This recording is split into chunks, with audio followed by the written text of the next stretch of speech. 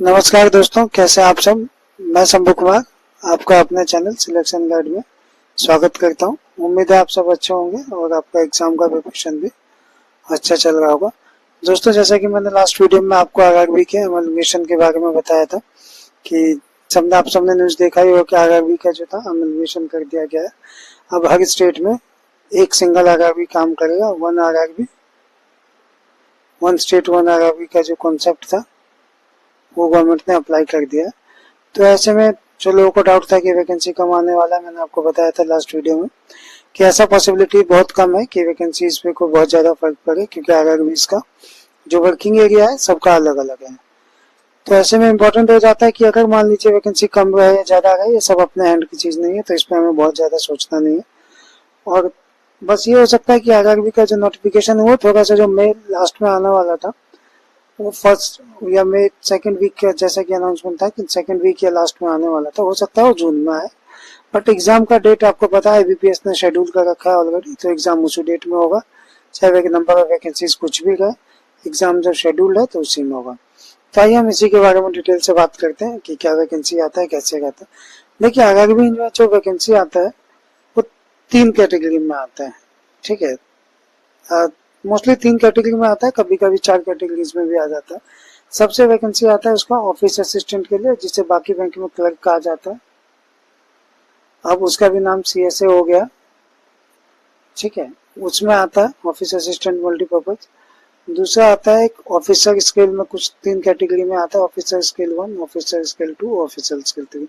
3 का वैकेंसी बहुत कम आता है, वो हमारे लिए इतना कंपलसरी भी नहीं है जानना उसके बारे में, क्योंकि उसके लिए क्या होता है, एक्सपीरियंस चाहिए होता है आपको, और आपने को फाइनेंशियल सेक्टर में काम किया, उन्हीं लोगों के लिए होता है जो एक्सपीरियंस होता है। हम जिन लोगों के लिए बात कर रहे हैं, फ्रेशर्स के लिए जो एग्जाम का तैयारी करेगा, उनके लिए जो स्पेशली वैकेंसी आता है वो स्केल 1 का आता है, जिसे आप बाकी बैंक में प्रोबेशनरी ऑफिसर कह जाते हैं, पीओ। और यहाँ पे स्केल 1 कहा जाता है। और मल्टीपर्पज मैंने बताया आपको ऑफिस असिस्टेंट, वो क्लर्क के लिए आता है।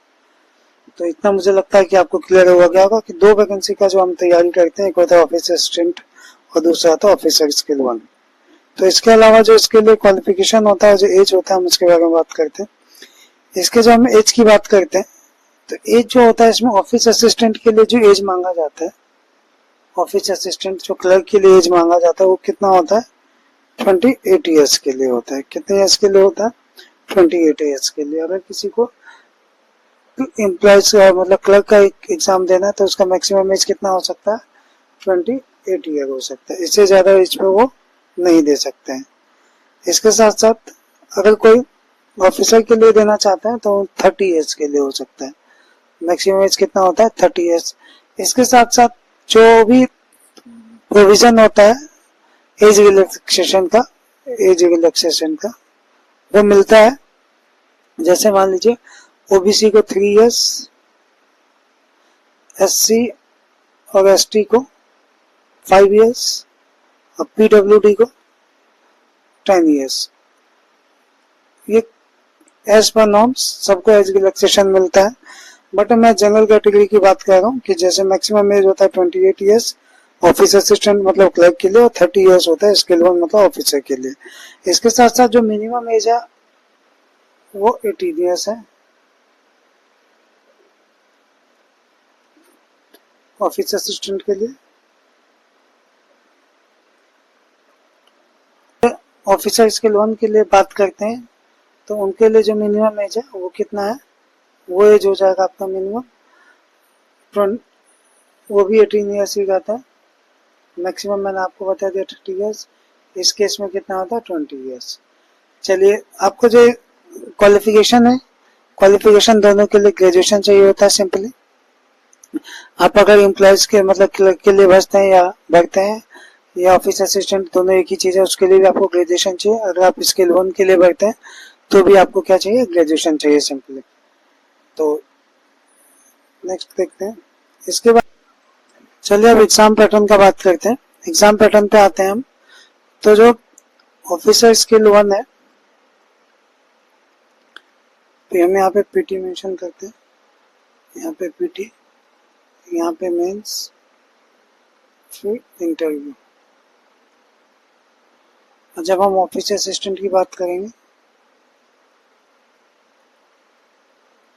स्केल 1 की बात करेंगे, स्केल 2 एंड 3 की बात करेंगे।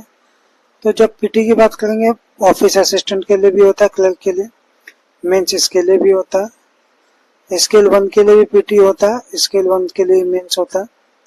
इंटरव्यू इसके लिए नहीं होता है, क्लर्क के लिए मेंस के बेस पे मेरिट बन जाता है, उनका इंटरव्यू नहीं होता। स्केल 1 की बात करते हैं तो उनका इंटरव्यू होता है। स्केल 2 और 3 का पीटी नहीं होता, उनका सिंगल एग्जामिनेशन होता है, वो उनका मेंस होता है, इंटरव्यू होता है, उसका मेंस होता है, इंटरव्यू होता है। इसी के बेस पे आपका क्राइटेरिया की फाइनल मेरिट बनता है, जिसके हिसाब से प्रोविजनल अलॉटमेंट होता है, जो भी आपका स्कोर होता है, इसी के बेस पे आपका प्रोविजनल अलॉटमेंट दे दिया जाता है। चलिए अब हम एग्जाम पैटर्न की बात करते हैं कि दोनों के एग्जाम पैटर्न में क्या रहता है। जब हम पीटी की बात करते हैं तो पीटी में आपका क्या होगा, पीटी में आपका होता है, एक हो जाएगा रीजनिंग, तो क्या हो जाएगा, रीजनिंग हो जाएगा, क्वांट हो जाएगा, न्यूमेरिकल एबिलिटी कह लीजिए।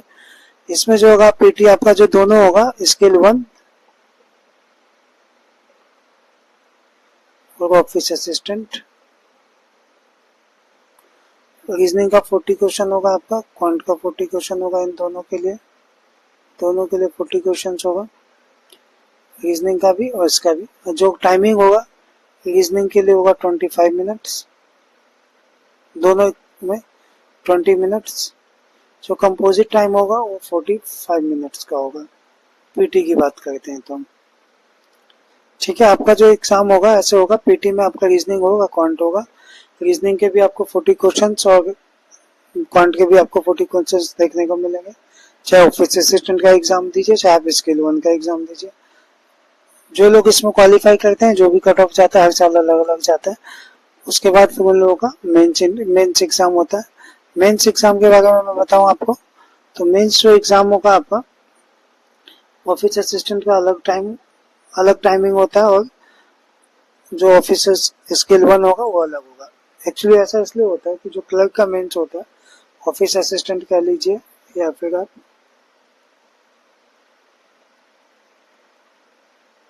या क्लर्क कह लीजिए, उनका जो मेंस एग्जाम होगा उसमें आपका 5 सब्जेक्ट होगा।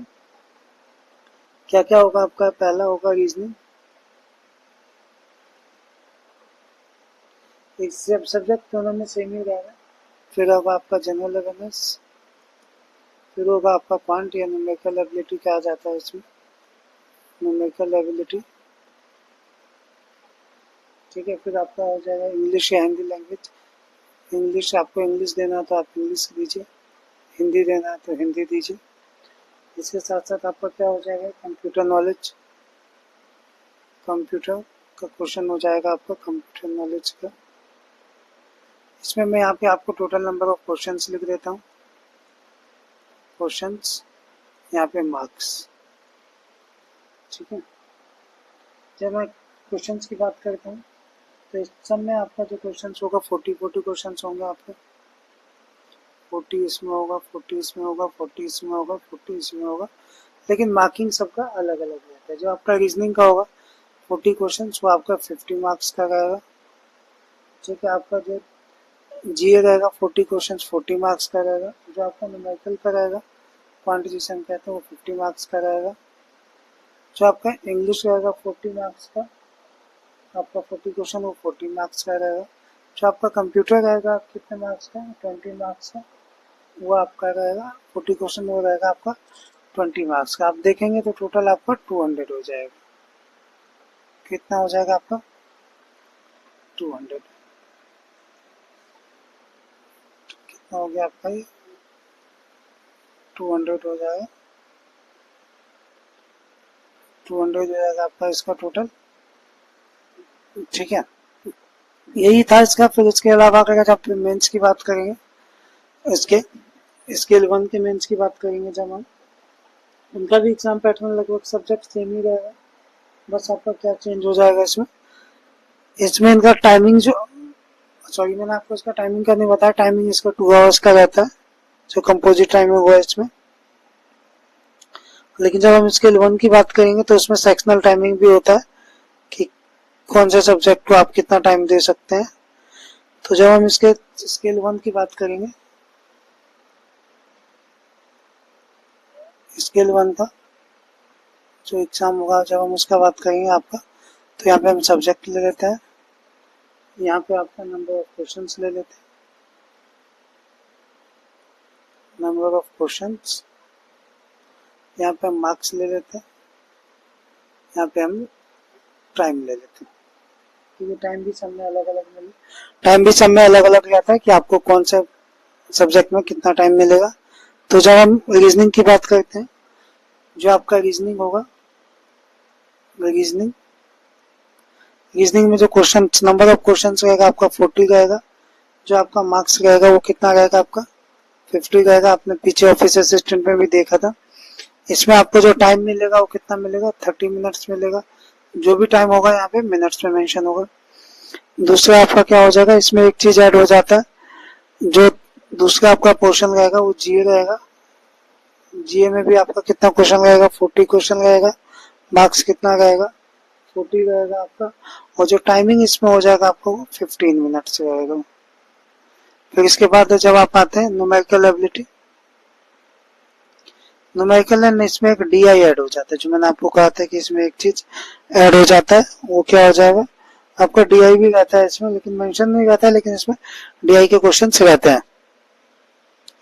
ठीक है, तो वैसे न्यूमेरिकल एबिलिटी बोला जाता है, लेकिन इसमें डीआई के क्वेश्चन रहता है, इसीलिए मैंने आपको डीआई भी लिख दिया है। वैसे आप न्यूमेरिकल एबिलिटी भी लिख सकते हैं। इसमें जो क्वेश्चन रहेगा आपका वो भी 40 क्वेश्चन नहीं रहेगा, जो मार्क्स रहेगा आपका वो भी आपका 50 रहेगा, जैसे मैंने लास्ट में वो देखा था हमने 50 मार्क्स, और जो टाइमिंग रहेगा इसका वो कितना रहेगा 30 मिनट्स रहेगा, 30 मिनट्स। इसके बाद आपका क्या बच गया, आपका बच गया इंग्लिश।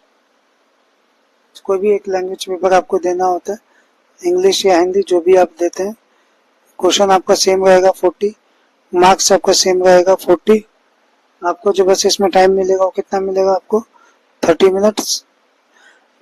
एक और बच्चा आएगा आपका कंप्यूटर नॉलेज, इसमें भी चाहिए आपको कंप्यूटर नॉलेज, आपको सेम चीज वही रहेगा, कितना 40 क्वेश्चन 20 मार्क्स, और टाइम कितना हो जाएगा 15 मिनट्स। तो आप टाइम देख लीजिए कितना हो गया आपका टाइम, वही कंपोजिट हो जाएगा आपका 30, 30, 60, 90 और 30, मतलब 2 आवर्स का आपका ये एग्जाम भी हो गया। मार्क्स भी आप देखेंगे तो मार्क्स भी कितना हो गया आपका ये 100 और 100, ये 200 का मार्क्स हो गया।